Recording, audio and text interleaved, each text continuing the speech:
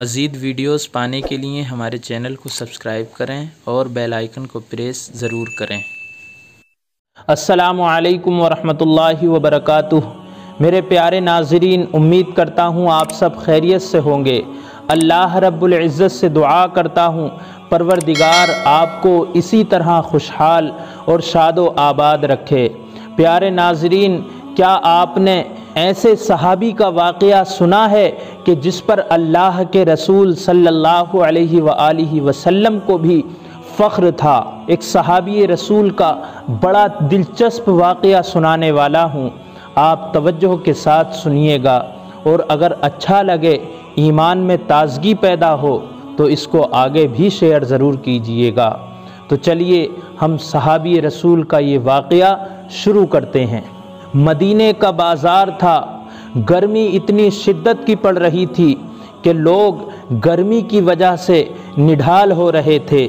ایک تاجر اپنے غلام کو لیے پریشان کھڑا تھا، اور وہ غلام بھی بچہ تھا جو گرمی کی وجہ سے پسینہ پسینہ ہو رہا تھا۔ تاجر کا سارا مال اچھے داموں میں بک گیا تھا، بس ایک یہ غلام ہی تھا جسے کوئی خریدنے میں دلچسپی نہیں لے رہا تھا۔ تاجر سوچ رہا تھا کہ شاید اس غلام کو خرید کر اس نے گھاٹے کا سودا کیا۔ اس نے تو سوچا تھا کہ اس غلام پر مجھے اچھا منافع ملے گا، لیکن یہاں تو اصل لاگت ملنا بھی بڑا مشکل ہو گیا ہے۔ اس نے سوچ لیا تھا کہ اب اگر یہ غلام پوری قیمت پر بھی بکے گا تو میں اس کو بیچ دوں گا۔ مدینے کی ایک لڑکی کی اس غلام پر نظر پڑی تو اس نے اس تاجر سے پوچھا کہ یہ غلام کتنے کا بیچو گے؟ تو اس نے جواب میں کہا کہ میں نے جتنے کا اس کو خریدا ہے اتنے میں ہی بیچنا چاہتا ہوں۔ اس لڑکی نے اس بچے پر ترس کھاتے ہوئے اس کو خرید لیا۔ تاجر نے بھی اس کو بیچ کر سکون حاصل کیا اور اپنی واپسی کی راہ لی۔ مکے سے ابو حذیفہ آئے تو انہیں اس لڑکی کا قصہ معلوم ہوا تو اس کی رحم دلی دیکھ کر بڑے متاثر ہوئے اور اس لڑکی کو نکاح کا پیغام بھجوا دیا۔ جب نکاح کا پیغام بھیجا تو وہ پیغام قبول کر لیا گیا۔ یوں واپسی پر وہ لڑکی ان کی بیوی بن کر ان کے ہمراہ تھی، اور اس لڑکی نے جو اس بچے کو غلام کو خریدا تھا یہ بھی ان کے ساتھ تھا۔ مکہ آ کر اپنے پرانے دوست حضرت عثمان ابن عفان رضی اللہ تعالی عنہ سے جب حضرت ابو حذیفہ ملے تو ان کا چہرہ کچھ بدلا ہوا پایا، تو حضرت ابو حذیفہ نے پوچھا کہ اے عثمان، تمہارا یہ چہرہ بدلا ہوا کیوں ہے؟ آخر اس مایوسی کی وجہ کیا ہے؟ تو حضرت عثمان غنی رضی اللہ تعالی عنہ نے جواب دیا کہ میں مسلمان ہو چکا ہوں اور تم ابھی تک اسلام نہیں لائے ہو، لہذا اب تمہاری اور ہماری دوستی کیسے چل سکتی ہے؟ تو حضرت ابو حذیفہ کہتے ہیں بس اتنی سی بات، چلیے میں بھی آپ کے ساتھ میں کلمہ پڑھتا ہوں۔ حضرت عثمان غنی رضی اللہ تعالی عنہ ان کو اپنے ساتھ نبی کریم صلی اللہ علیہ وآلہ وسلم کی مقدس بارگاہ میں لے گئے، اور حضرت ابو حذیفہ رضی اللہ تعالی عنہ حضور نبی اکرم صلی اللہ علیہ وسلم کے پاس پہنچ کر مسلمان ہو گئے، کلمہ طیبہ پڑھ لیا۔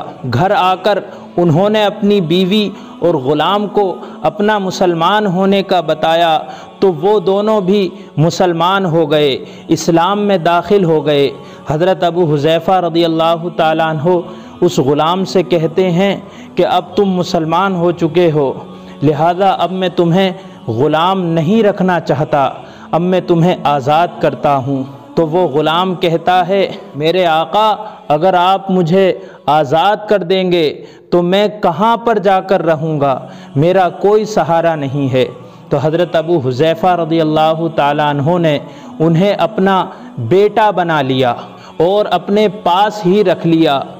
غلام نے قرآن پاک سیکھنا شروع کر دیا، لہذا روز سیکھتے جاتے تھے۔ قرآن پاک اچھا خاصا ان کو یاد ہو گیا۔ جب وہ قرآن پڑھتے تو بہت ہی بہترین لہجے میں پڑھتے۔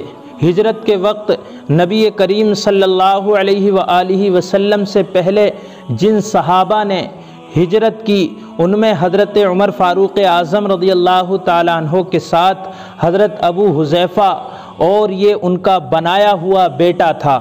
مدینے میں نماز کے وقت جب امام مقرر کرنے کا وقت آیا تو انہی غلام کی خوبصورت تلاوت اور سب سے زیادہ قرآن پاک حفظ ہونے کی وجہ سے انہی کو امام چن لیا گیا۔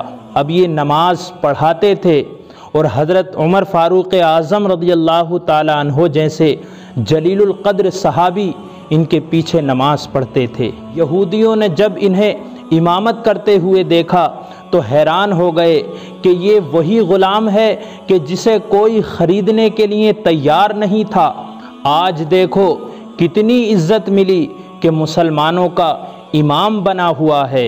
ایک مرتبہ ام المومنین سیدہ عائشہ صدیقہ رضی اللہ تعالی عنہا کو حضور نبی اکرم صلی اللہ علیہ وآلہ وسلم کی بارگاہ میں حاضر ہونے میں تھوڑی دیر ہو گئی تو اللہ کے رسول صلی اللہ علیہ وآلہ وسلم نے دیری کی وجہ دریافت کی تو سیدہ عائشہ صدیقہ رضی اللہ تعالی عنہا فرماتی ہیں راستے میں ایک شخص قرآن پاک پڑھ رہا تھا اور وہ پڑھ اتنے بہترین انداز سے رہا تھا کہ میں رک کر اس کی تلاوت سننے لگی، اور پھر سیدہ عائشہ نے اس کی بے حد تعریف کی تو اللہ کے رسول صلی اللہ علیہ وآلہ وسلم نے اپنی مبارک چادر کو اپنے کاندھے پر ڈالا اور باہر نکل کر دیکھا تو وہی غلام قرآن پاک کی تلاوت کر رہا تھا۔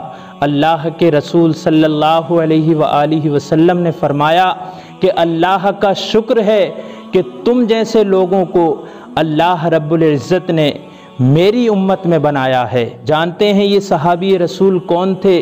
یہ غلام کون تھے؟ یہ حضرت سالم مولا ابو حذیفہ رضی اللہ تعالیٰ عنہ کے نام سے مشہور ہوئے۔